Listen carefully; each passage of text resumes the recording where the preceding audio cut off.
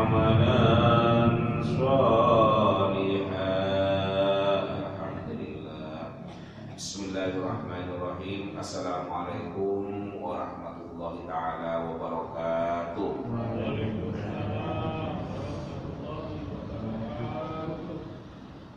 Alhamdulillahirabbil alamin. Nahmaduhu wa nasta'inu wa nastaghfiruh. Wa na'udzu billahi min syururi anfusina wa min sayyiati a'malina. May yahdihillahu fala mudilla lahu wa may yudlil fala hadiya lahu. Rabbi shrah li sadri wa yassir li amri wahlul 'uqdatam min lisani yafqahu qawli. Bapak Ibu jamaah salat subuh yang dirahmati Allah, sehat sekanten nggih. Alhamdulillah, mugi-mugi terus dinaringan sehat walafiat, dan mudah-mudahan bisa mengisi kesehatan kita dengan kegiatan-kegiatan yang bermanfaat. Salah satunya ya kita ngaji seperti yang saat ini kita lakukan. Setelah kita beribadah sholat subuh, kita ngaji di majelis taklim ini sebelum kita masing-masing berangkat bekerja memenuhi tuntutan ma'isyah atau kehidupan. Nah, kita isi dulu dengan mengaji. Kalau nanti bekerja adalah menjadi bekal kehidupan, cari uang. Nah, sekarang kalau ngaji berarti menjadi bekal untuk kehidupan di akhirat. Mudah-mudahan kegiatan kita ini dicatat oleh Allah sebagai amal soleh yang bernilai pahala, yang bisa memberatkan timbangan amal soleh kita nanti di alam akhirat. Amin Allahumma amin. Bapak Ibu, mari kita lanjutkan ngaji kita. Kajian kita ini mulai dari babun fil amri bil ma'rufi wan nahyi 'anil munkar. Bab amar ma'ruf nahi munkar. Amar ma'ruf itu mengajak pada kebaikan, nahi munkar itu mencegah kepada kekufuran, kemungkaran. Bab tentang ini, beberapa pertemuan sebelumnya, amar ma'ruf dan nahi munkar ini adalah disebut dengan sedekah. Sekedar mengulangi ingatan kita bahwa waktu itu ada sekelompok manusia. Hadis ini diriwayatkan oleh Abu Dzar, perawinya adalah Imam Muslim. Ada sekelompok manusia yang bertanya kepada Rasulullah. Pertanyaannya itu bernada protes.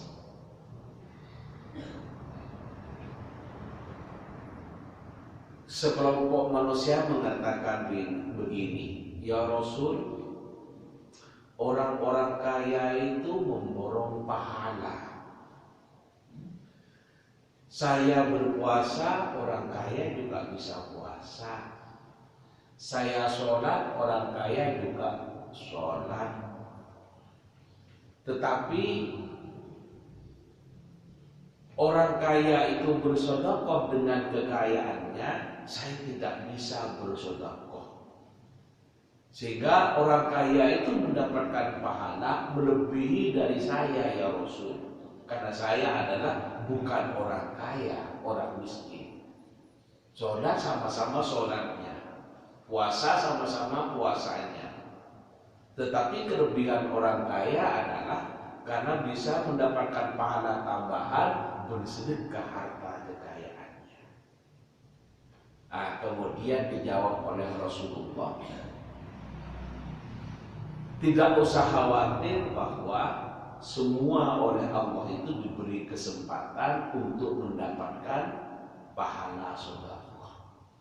Bagi orang yang tidak mampu mengeluarkan sedekah dari harta bendanya, maka bertasbih itu sedekah, bertahmid itu sedekah, bertahlil itu sedekah, dan selanjutnya amar ma'ruf dan nahi munkar itu juga sedekah.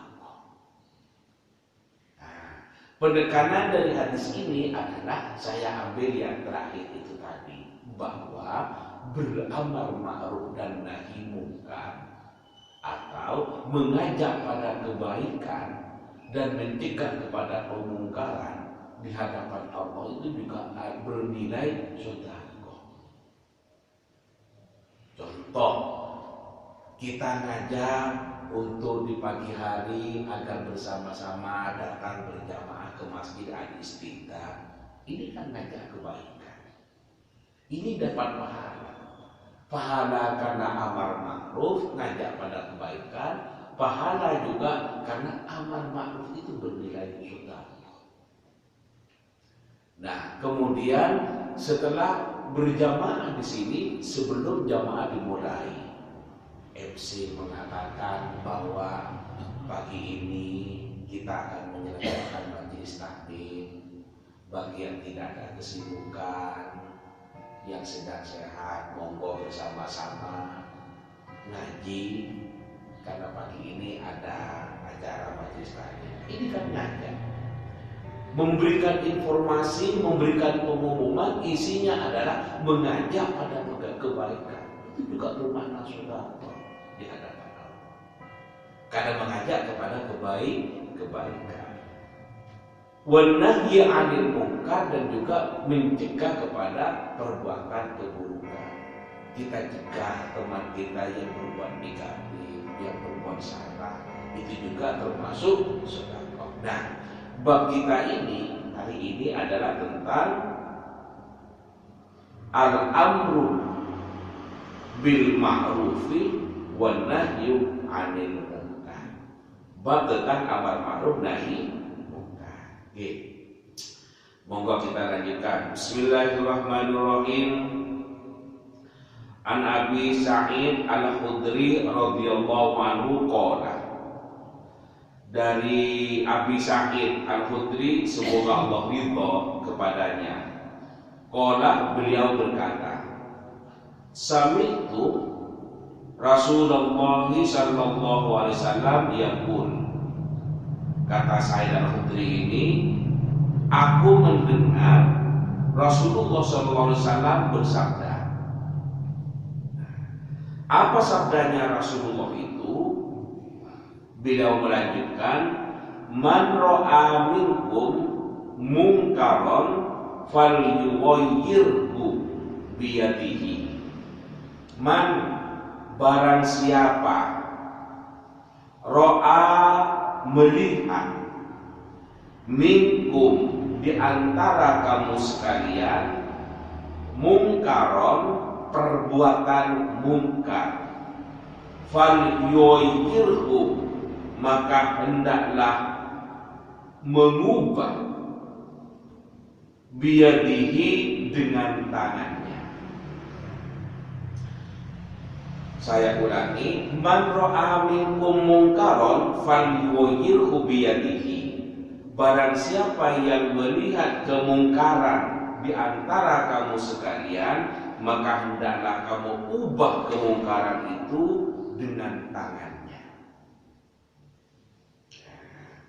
Yadun bisa dimaknai dengan tangan, yadun juga bisa dimaknai dengan kekuasaan. Nah, kalau dimaknai dengan kekuasaan, maka falyughayyirhu biyadihi, maka rubahlah dengan kekuasaannya. Seperti apa orang yang merubah kemungkaran dengan tangannya, dan seperti apa orang yang merubah dengan kekuasaannya.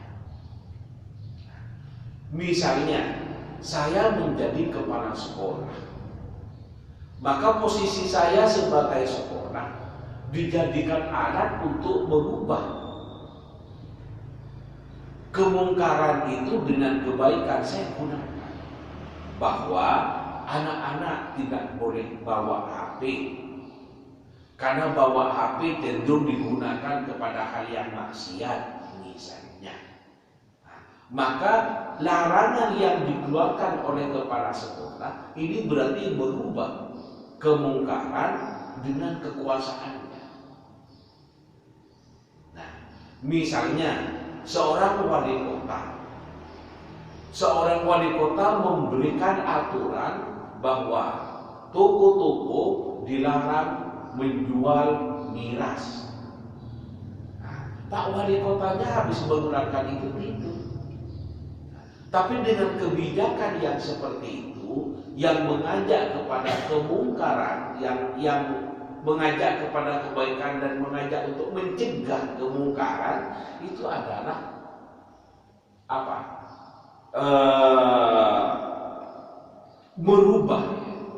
Berubah kepada kebaikan. Dari yang tidak baik menjadi baik, dari yang baik berubah menjadi yang lebih baik. Jadi barang siapa yang melihat kemungkaran, mari kita. Itu yang dengan kekuasaannya. Orang tua berkuasa pada anaknya, anak-anaknya sendiri berkuasa. Gunakan kekuasaannya ini untuk mengarahkan anak kepada kebaikan.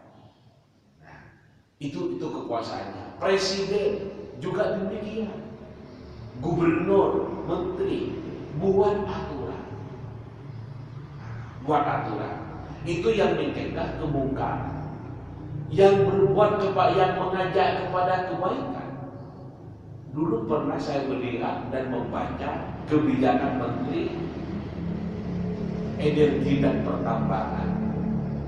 Kebijakannya adalah setiap SPBU, POM itu, SPBU, stasiun pengisian bahan bakar umum, SPBU.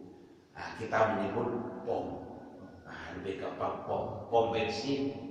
Sekarang bensinnya sudah tidak ada, tapi tetap saja orang menyebut POM bensin. Tidak ada yang menyebut POM Pertalite. Tidak ada yang katanya. Itu sudah biasa. Sudah kadang biasa menyebut POM bensin. Saat ini walaupun itu POM bensin sudah tidak ada bensinnya. Tinggal pertama, tinggal Pertalite, tapi tidak ada yang menyebut POM pertama, tidak ada. Konon, nggak sampai di Pak ini dulu ditulis POM bensin, POM bensin di kawan tuh, tinggal namanya, ya. Nah, kebijakan yang dibuat oleh Pak Menteri Energi dan Pertambangan, setiap SPBU harus menyediakan mushola. Ini kan seruan atau ajakan pada kebaikan. Ini sangat membantu bagi orang yang sedang perjalanan jauh, tidak ketemu masjid, belum melaksanakan sholat, padahal sudah nyampe waktunya sholat, kan bisa dimanfaatkan sambil ngisi bensin, sambil pipis, sambil berwudu, terus melaksanakan sholat, karena ada fasilitas tempat sholatnya atau ada musholanya. Menurut saya, yang membuat kebijakan, membuat perintah, yang buat siapa? Ya orang SPBU, bukan Pak Menteri, tapi membuat kebajikan, yakni mengajak kepada kebaikan dengan kekuasaannya, dibuat aturan seperti itu. Nah, karena itulah maka kita ini posisinya di mana? Di takmir misalnya, ayo mengajak pada kebaikan. Yang nahyun anil munkar, yang mengajak kepada kejelekan, misalnya ya hal-hal yang tidak baik kita buat aturan. Dilarang mengotori masjid, agar tidak mengganggu kehusuan orang sholat, mohon yang membawa HP untuk tidak diaktifkan sementara, karena bisa mengganggu kehusuan orang sholat. Apalagi misalnya suara HP-nya ketika ada panggilan, bunyi deringnya, bunyi musiknya musik yang enjoy. Ku akan menjagamu. Tapi kan madu aja sholat sambil nanti kakinya sambil gerak gitu kan. Supaya maju-maju. Dan Kan mengganggu. Oleh takmir dimanfaatkan kekuasaannya untuk memberikan perhatian agar tidak mengaktifkan HP karena bisa mengganggu kehusuan orang sholat. Mohon tidak diaktifkan atau di silent dulu selama pelaksanaan sholat Jumat. Ini bagus, mengajak kepada kebaikan. Hal yang demikian itu juga pahala. Kalau tidak takmir yang mengingatkan itu siapa? Satunya takmir berperan sebagai imamnya, satunya takmir mengurus pembangunannya, satunya takmir mengurus tentang hikmat itu dalam pelaksanaan sholat agar tetap khusyuk. Dari berbagai arah itu menuju pada kesempurnaan ibadah. Itu adalah kebaikan semua, kebaikan semua. Orang-orang tua dulu itu termasuk orang tua kayak angkatan bapak saya itu. Setiap maulid itu tidak boleh anak itu pergi main kemana-mana, tidak boleh. Maulid itu harus baca Quran. Ini adalah kebiasaan baik. Ini adalah perintah baik yang menurut saya amar ma'ruf. Kebiasaan ini karena menurut saya baik, saya terus terapkan kepada saya. Generasi setelah saya, yakni anak-anak saya, maulid tidak boleh kemana-mana. Wajib baca Quran. Wajib baca Quran. Saya ingatkan, saya ajak, tetap macam-macam saya kejut. Wajib. Apa yang termasuk kekerasan ya? Kalau belum apa-apa sudah dikejut mungkin. Tapi kalau agak bantu kejut saja. Tidak bisa dibuat demokrasi. Nah, kalau kamu mau sholat, monggo. Tidak mau sholat, tidak apa-apa. Saya demokrasi. Pilih gak sholat kan? Ngaji monggo, nah. Tidak ngaji monggo, itu hak asasi. Ya pilih gak ngaji, habian saja. Kalau setiap habis maulid ngaji ya, biar Allah memberikan rahmatnya kepada muna. Belajarnya gampang, ilmunya barokah, masa depannya cerah, jodohnya dapat orang soleh, bertanggung jawab dunia dan akhirat. Perbanyak kajian. Lihat, jangan hanya terus puas, ngaji temenan anda. Kalau masih gak ngaji, ingatkan lagi, namanya anak. Ini kadang sering lupa, yang tua saja juga sering lupa, apalagi anak. Ingatkan lagi, diingatkan berulang-ulang tetap lupa. Terus saya hampir becut. Iya, orang tua kok mau kalah dengan anak. Kalau sudah becut, ampun pak, ampun. Orang tua dulu gitu, dan kita takut. Nah, kalau sudah 1 kali, 2 kali, 3 kali, 5 kali, 10 kali ngaji, akhirnya jadi kebiasaan. Jadi kebiasaan. Nah, kalau sudah biasa ngaji, kemudian tidak ngaji, rasanya itu ada sesuatu yang belum beres. Sama dengan kita ke masjid, kemudian ada kemudian belum dibacakan atau belum dikumandangkan iqamah, rasanya belum beres kalau belum sholat sunnah, karena sudah terbiasa. Nah, itu adalah pengaruh kebiasaan. Karena itu perlu kita membiasakan kebiasaan yang baik. Kalau sudah terbiasa, rasanya belum ada sesuatu yang belum beres kalau belum melakukan. Nah, demikian juga anak kita.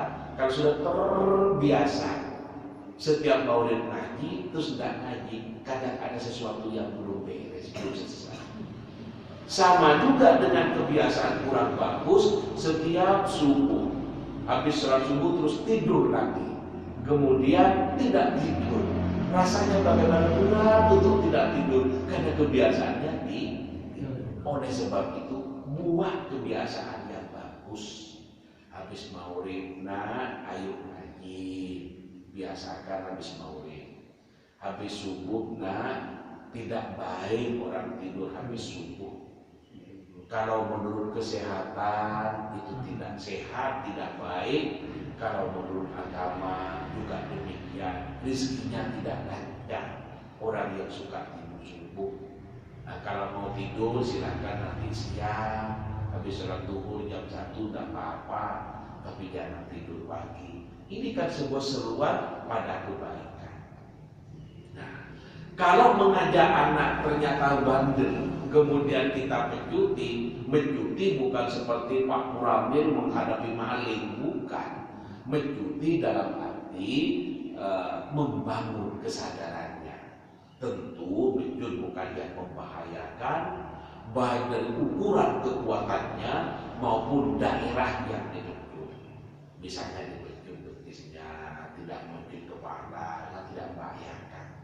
Nah, itu termasuk falyughayyir biyadihi, merubah apa? Kemungkaran atau ketidakbaikan itu dengan tangannya. Oke? Jadi katanya Nabi, man ra'a minkum mungkaron, barang siapa di antara kamu sekalian yang melihat kemungkaran seperti anaknya tidak sholat, kan kemungkaran. Nah, diingatkan 1 kali, 2 kali, 3 kali sampai berulang-ulang kali. Kemudian kita pukul, maka itu kita bilang kemungkaran, merubah dari yang tidak sholat agar mau menjadi bersolat atau melaksanakan sholat, maka merubah itu dengan dipikir itu termasuk dengan tangan. Termasuk dengan tangan. Nah, kalau yang tadi itu zamannya Abah Anton itu waktu jadi wali kota memberikan aturan bahwa pegawai-pegawai di kantor itu diberikan aturan agar selama di kantor melaksanakan sholat berjamaah duhur dan asar. 5 hari kerja itu kan pulangnya jam 4. Nah, kadang pulangnya jam 4 maka tentu asarnya masih di kantor.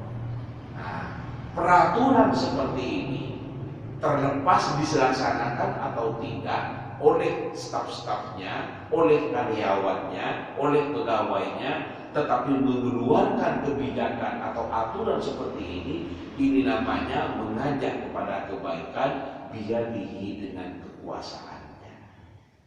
Jadi kita mengajak kepada kebaikan atau kita mencegah perbuatan kemungkaran biyadihi dengan kekuasaannya atau biyadihi dengan tangannya. Ini perintah Rasulullah. Kemudian saya lanjutkan, fa illam yastati fa bilisanihi. Jika kamu tidak bisa dengan tangannya, fa bilisanihi, maka dengan mulutnya. Itu. Jadi mengingatkan orang agar tidak berbuat mungkar. Misalnya Ramadan kok jualan nasi siang hari. Nah, kemudian kalau misalnya diobrak-abrik pakai tangan, maka ini akan kena sanksi hukum pelanggaran hak asasi manusia. Karena berjualan itu adalah haknya orang untuk mencari penghasilan, untuk mempertahankan hidup, kok diobrak-abrik. Sementara orang yang obrak-abrik siang hari Ramadan kok jualan nasi. Nah, katanya yang jualan, saya tidak jualan pada yang puasa. Ada ibu-ibu yang sedang haid, ada orang yang tidak sehat, yang karena yang tidak mampu untuk berpuasa. Yang saya jualin yang itu. Akhirnya kalau diobrak-abrik pakai tangan bisa menjadi masalah dengan hukum, maka ya ingatkan dengan lisan, Bu, tolonglah Bu, kalau bulan Ramadan jangan vulgar seperti ini jualannya, karena ini tidak menghormati orang yang sedang berpuasa. Ibu mencari rezeki, monggo, tapi tolonglah Bu, hormati yang sedang berpuasa. Ini namanya fabilisani. Kalau obrak-abrik model-model FPI itu bisa berhadapan dengan HAM, bisa berhadapan dengan hukum, misalnya fabilisani. Fa illam yastati, jika tidak bisa dengan tangan, katanya Rasulullah, fabilisani, Ya dengan mulut, ingatkan baik-baik. Saya lanjutkan. Fa illam yastati, maka jika tidak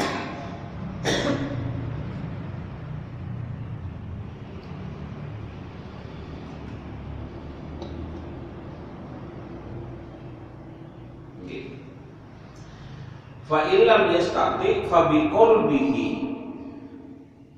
fa illam yastati, maka jika tidak dapat apa dengan lisan. Tadi kan tidak bisa dengan tangannya, tidak mampu melakukan perubahan dengan tangannya karena pertimbangan-pertimbangan tertentu itu tadi. Maka disarankan oleh Rasulullah dengan lisannya saja, fa bilisanihi. Kalau dengan lisan tidak bisa, fa illam yastati fa biqalbihi, maka dengan hatinya. Ya Allah, orang ini berbuat kemungkaran di siang Ramadan, padahal ini adalah sedang berada di bulan Ramadan. Mudah-mudahan ya Allah, orang ini segera diberi kesadaran oleh Allah. Orang ini siang hari di bulan Ramadan kok rokokan, padahal yang lain sedang melaksanakan ibadah puasa. Orang yang asalnya mampu, tapi karena ada iming-iming di sebelahnya, dengar baunya, sehingga mendorong kepada yang tidak berpuasa. Ini kan menyebabkan yang tidak baik. Mau dipukuli, takut berhadapan dengan hukum. Mau diingatkan, orangnya takut marah-marah yang berakibat menjadi permusuhan. Maka paling tidak, kata Rasulullah, fa biqalbihi, dengan hatinya saja. Nah, kalau dengan hati ini berarti doakan, ya Allah, beri kesadaran kepada saudara kami ini yang hari ini belum bisa melaksanakan perintah-Mu, ya Allah. Beri kesadaran untuk bisa menghormati saudaranya yang sedang berpuasa, agar tidak merokok di tempat yang terbuka dengan cara-cara yang vulgar seperti ini. Karena ini bisa meruntuhkan imannya yang lain. Yang lain yang berpuasa, imannya kadang kuat, tapi kadang imannya yang tidak kuat, akhirnya elok tidak puasa, ikut merokok. Nah, dengan hatinya.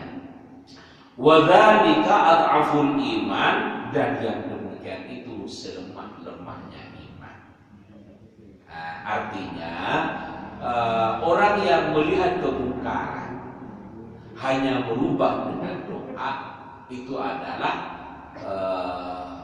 disebut sebagai ad'aful iman, imannya yang lemah. Karena itu maka kalau kita punya kekuasaan, ya, kalau kita punya kekuasaan, menggunakan kekuasaan itu adalah sangat efektif untuk mencegah kemungkaran, sangat efektif. Pak Jokowi itu adalah sebagai seorang presiden. Nah, kemudian HTI itu sudah ada, kalau saya baca muncul di negeri ini sekitar tahun 70 sekian. Artinya sudah lama. Banyak yang berdakwah jangan katut pada paham-paham radikalisme, paham-paham dan sebagainya kayak gitu. Tetap saja berkembang. Kenapa Jokowi dilarang organisasi ini jadi dilarang? Habis sudah hanya satu lembar dengan kekuasaannya.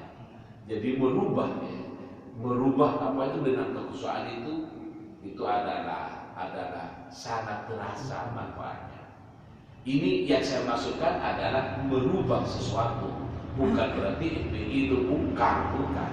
Nah, di mata hukum nasional itu adalah tidak cocok, karena itu dianggap merongrong ideologi Pancasila. Itu di dalam hukum nasional. Tapi saya tidak mengatakan bahwa itu adalah bukan. Nah, yang saya maksudkan adalah merubah sesuatu dengan kekuasaan itu sangat efektif. Pak Jokowi itu hanya dengan selembar surat yang ditandatangani oleh presiden habis. Ya. Jadi sekali lagi yang saya maksud bukan mengatakan DP itu bukan, tapi merubah sesuatu dengan kekuasaan itu bang pengaruhnya sangat besar. Itu maksud saya. Nah, kemudian kalau yang berubah sesuatu hanya dengan biqolbi, hanya dengan doa, itu oleh Rasulullah disebut sebagai al-amrul iman. Bapak Ibu, saya baca semuanya ini sebagai kesimpulan. Sami'tu Rasulullah sallallahu alaihi wasallam yaqulu man ra'a minkum munkaran falyughayyirhu bi yadihi fa illam yastati fa bi lisanihi wa illam yastati fa bi qalbihi wa dzalika al-amrul iman. Barang siapa yang melihat kemungkaran di antara kamu sekalian, maka hendaklah dirubah dengan tangannya atau sendiri kekuasaannya, ya. Tapi jika tidak dapat, maka rubahlah dengan lisannya. Tapi juga jika tidak dapat dengan lisan itu, maka rubahlah dengan hatinya. Wadzalika, merubah dengan hati itu al-aful iman, termasuk imannya yang lemah. Hadis ini diriwayatkan oleh Imam Muslim, yang berarti statusnya adalah sahih. Karena sahih, maka hadis ini sepatutnya untuk dijadikan berdoa. Bapak Ibu hadirin sekalian yang dirahmati Allah, karena kita dibatasi oleh waktu, maka ngaji kita saya cukupkan sampai di sini dengan harapan semoga ada barokah dan manfaatnya. Ala hadhihi niyyah bi kulliyatin sholihatin al-Fatihah. Bismillahirrahmanirrahim. Alhamdulillahirabbil alamin arrahmanir rahim maliki yaumiddin iyyaka na'budu wa nasta'in ihdinas siratal mustaqim siratal ladzina an'amta 'alaihim ghairil maghdubi 'alaihim waladdallin. Monggo berdoa bersama-sama sebagai penutup ngaji kita pagi ini. Bismillahirrahmanirrahim. Alhamdulillahirabbil alamin. Hamdan na'imin, hamdan syakirin, hamdan yuwafi ni'amahu wa yukafi mazidah. Rabbana lakal hamdu kama yanbaghi li jalalikal karim wa 'azimi sultanik. Allahumma shalli ala sayyidina Muhammadin wa ala alihi wa sahbihi ajma'in. Walhamdulillahi rabbil alamin. Allahumma aghnina bil ilmi wa zayyinna bil hilmi wa akrimna bit taqwa wa jammilna bil afiyah wa tawaffana bi husnil khatimah. Rabbana hab lana min azwajina wa dhurriyyatina qurrata a'yun waj'alna lil muttaqina imama. Ya Allah, ya Tuhan kami berkumpul di majlis ini dalam rangka menimba ilmu-Mu, ya Allah. Jadikan ilmu ini sebagai ilmu yang barokah dan manfaat. Ya Allah, semoga para jamaah yang hadir ini sehatkan, ya Allah. Karuniakanlah kesehatannya, ya Allah. Murahkan rezekinya, ya Allah. Mudahkan segala urusannya, ya Allah. Jadikan anak keturunannya adalah anak-anak yang soleh-solehah. Selamatkan dalam setiap perjalanannya, ya Allah. Jauhkan dari segala musibah, ya Allah.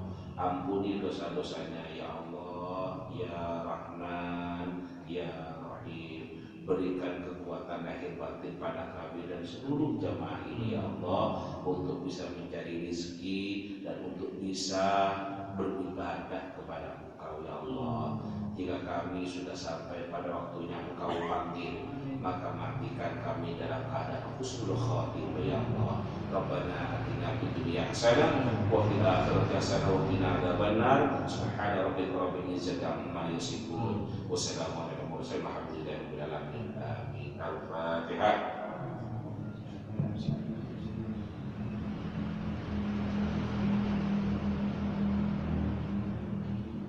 Assalamualaikum warahmatullahi wabarakatuh.